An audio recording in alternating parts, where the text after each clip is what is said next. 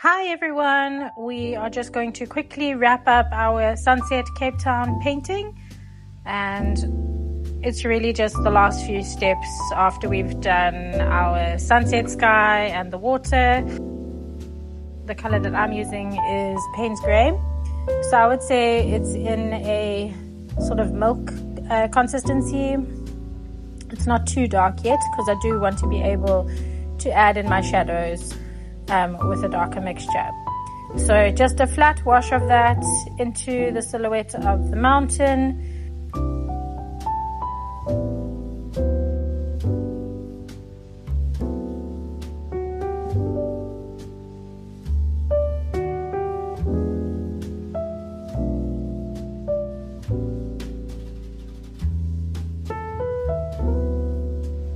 I'm going to then rinse off my brush, and just with a little bit of water, I'll drag it along the bottom of that mountain, and it will just gently soften that bottom edge so it isn't like a hard line. It just gently fades into the horizon.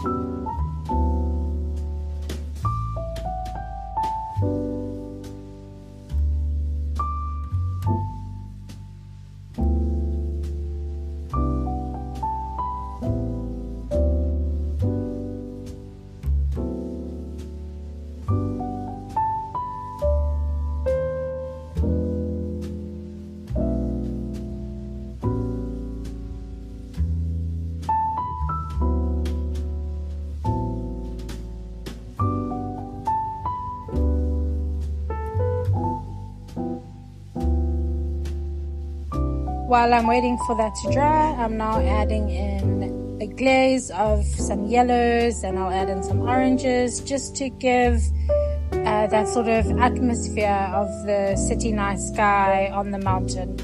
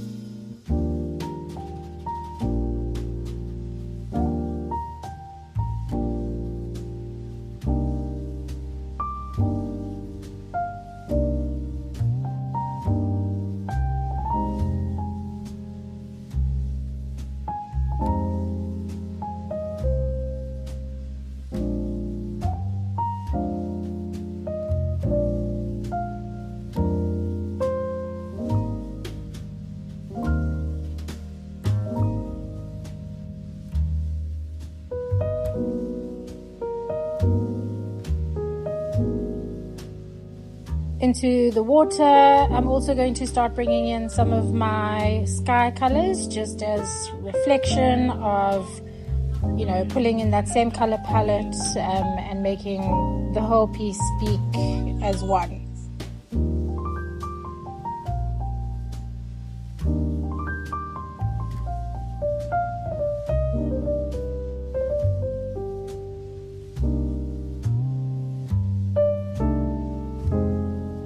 I'm going to be jumping back into the mountain. I'm just mixing a stronger concentration of my Payne's Grey, and this will be for laying in the darkest shadows in the mountain area. And I'll use a dragging technique where you lay in your pigments, you'll rinse off and wipe off your brush, and then you just drag along the edge of the pigment that you've laid in to soften, so that it's not these hard lines.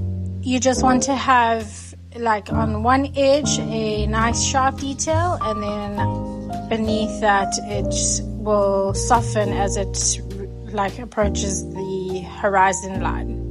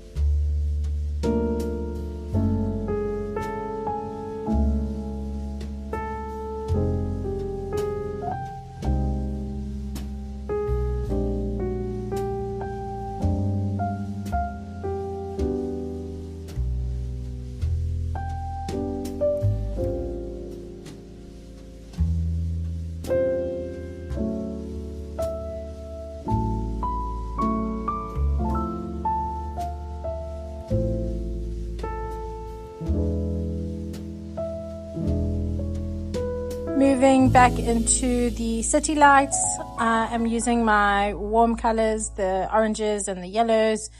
I'm just going to start dotting in some detail here. So working while it's obviously dry and just adding in little dots so it appears as city lights. And I'll change things up. I'll work initially with obviously the red, and then I'll pick up some yellow. and I'll just play around to sort of add that city light atmosphere.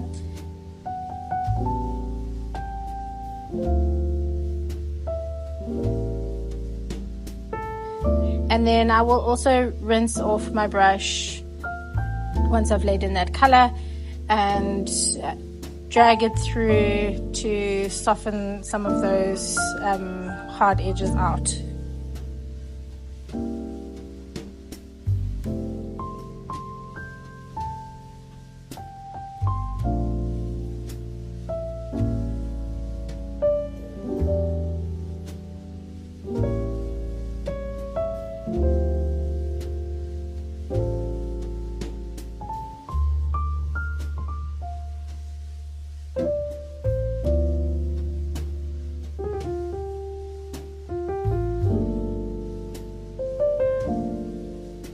Moving into the rocks that are in the foreground of the painting, I'm going to apply the same principles as what I did for the mountains. So I'm using my darker mixture of the Payne's Grey, just a little bit diluted, and I'm going to be painting in, for the most part, that whole rock space.